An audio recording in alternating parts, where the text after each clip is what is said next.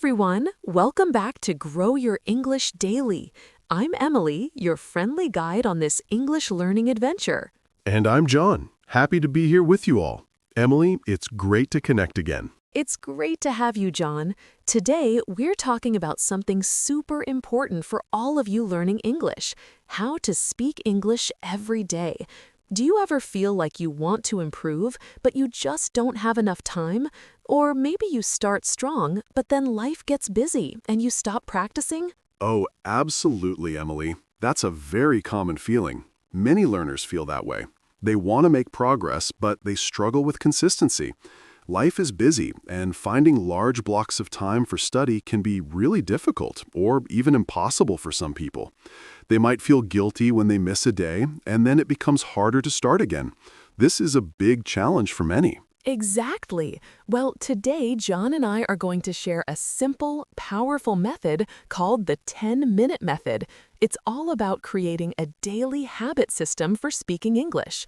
We'll talk about why daily practice is so important, what the 10-minute method is, and how you can use it every day to make real progress. So stick around, because by the end of this episode, you'll have clear steps to speak English more confidently. That's right. We want to make it easy for you to integrate English into your daily life without feeling overwhelmed. This method is designed to be manageable and effective. It's not about doing a lot at once. It's about doing a little bit consistently. Think of it like building a strong wall brick by brick. Each small brick adds up to something big and strong over time. Sounds great. Before we dive in, if you like what you hear, please hit that like button, leave a comment to tell us your favorite English practice tip, share this with a friend, and of course, subscribe to Grow Your English Daily so you don't miss any future episodes. Your support really helps us reach more learners like you. Now, John, let's start with the basics. Why is practicing English every single day so important for learners, especially beginners? That's a fantastic question, Emily. For A1, A2 beginners, daily practice is absolutely crucial for several reasons. First, it builds consistency. Language learning is like going to the gym. You can't just go once a month and expect to see results, right? You need to go regularly. Daily practice, even for a short time, keeps the language fresh in your mind. It prevents you from forgetting what you've learned. That makes total sense. If you only practice once a week, you might spend half that time just remembering what you did last time. Precisely. Second, it helps form a habit. When something becomes a habit, you don't have to think about doing it, you just do it. Brushing your teeth, for example. You don't decide, should I brush my teeth today? You just do it. We want English practice to become like that. A small daily habit is much easier to keep than a big, infrequent one. This makes it less likely you will quit. I love that idea, English as a habit. So what's the third reason? Third, it builds confidence. Each time you successfully complete your short daily practice, you feel a sense of accomplishment. This small win adds up, and slowly, you start to believe in yourself more. You see that you can do it, and this confidence makes you more willing to try new things in English. It reduces that fear of mistakes, which is so common for beginners. Fourth, and very importantly, it exposes you to English regularly. This constant exposure helps your brain to process the language more naturally. You start to pick up patterns, sounds, and rhythms without even trying too hard. It's like living in an English-speaking country, but in your own home for just a few minutes a day. Wow, so it's not just about learning words, it's about making English a part of your daily life, building confidence, and creating a strong foundation. This is fantastic. So now that we understand why daily practice is important, let's talk about how. What exactly is this 10-minute method, John? The 10-minute method is exactly what it sounds like, Emily. It's dedicating just 10 minutes, and no more, to English practice every single day. The key here is the just 10 minutes. Not 30, not 60, just 10. The beauty of this method is that it's incredibly manageable. Almost everyone can find 10 minutes in their day, right? Definitely. 10 minutes feels much less scary than, say, an hour. I can totally squeeze 10 minutes in. Exactly. The goal is to remove the pressure.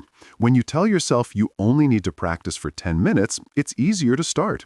You don't feel like you need to prepare a big study session. You can do it while waiting for something, during a coffee break, or before bed. The small amount of time makes it sustainable. And the most important part, you have to respect the 10 minutes.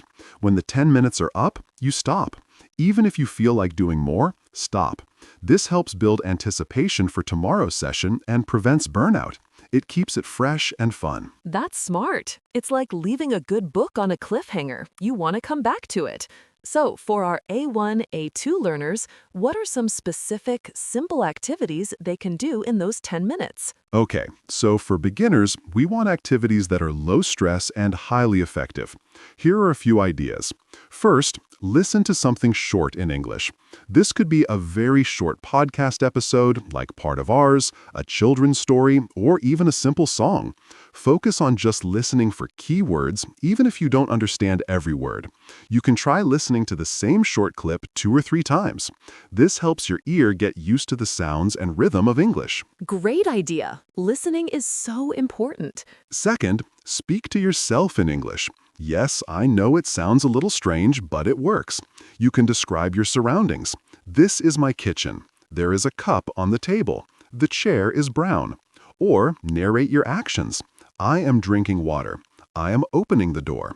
This helps you practice forming sentences and using basic vocabulary without any pressure from another person. Oh, I love that. No one judges you when you're talking to yourself. It builds confidence without fear. Exactly. Third, read a short, simple text. Find a children's book, an English learning blog post for beginners, or even just the instructions on a product in English.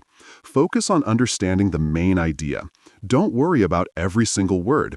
Read it out loud if you can, to practice pronunciation. Flashcards are a classic for a reason. They really help with memorization. Any other quick ideas? Yes, one more. Write 2-3 simple sentences in English. You could describe your day so far. I woke up at 7 a.m. I ate breakfast. I drank coffee. Or write about your plans for the evening. I will cook dinner. I will watch TV. This practices your writing skills and helps you organize your thoughts in English. The key is to keep it very simple and focused for A1, A2. Don't try to write a novel in 10 minutes. These are all fantastic and achievable ideas for just 10 minutes. So, John, now that we have these activities, how do we make sure we actually stick to it? How do we turn this 10-minute method into a real daily habit? Great question, Emily, because starting is one thing, but continuing is another. First, schedule it.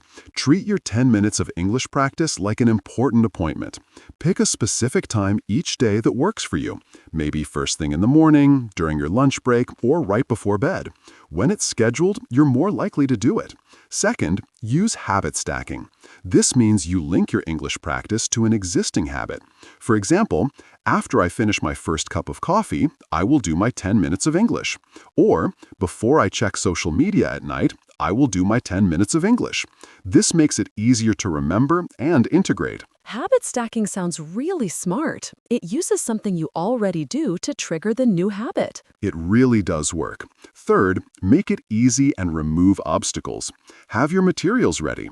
If you use flashcards, keep them next to your bed. If you listen to a podcast, have it downloaded. Don't make yourself search for things. That just gives you an excuse not to start. Fourth, track your progress. Use a simple calendar or an app to mark off each day you complete your 10 minutes. Seeing those check marks or stickers can be incredibly motivating.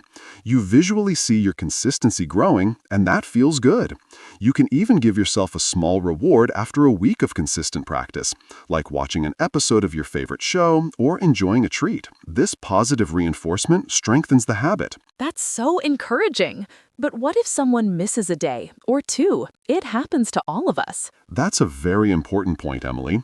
Everyone misses a day sometimes. The most important rule here is don't give up. One missed day does not mean you have failed. It just means you missed one day. The key is to get back on track the very next day. Don't let one missed day turn into 2, and then 3, and then a whole week. Consistency is about showing up most of the time, not about being perfect every single time. The goal is progress, not perfection. I needed to hear that. It's so easy to get discouraged. So, what's your final piece of advice for staying motivated with this 10-minute method? My final piece of advice is to focus on the small wins and remember your why. Celebrate that you showed up for 10 minutes today. Celebrate that you understood one new word. These small victories are powerful. And always remember why you started learning English in the first place. Is it for travel, for work, to understand movies? Connecting to that bigger goal will give you the drive to keep going, even on days when you don't feel like it. The 10-minute method is not just about learning English.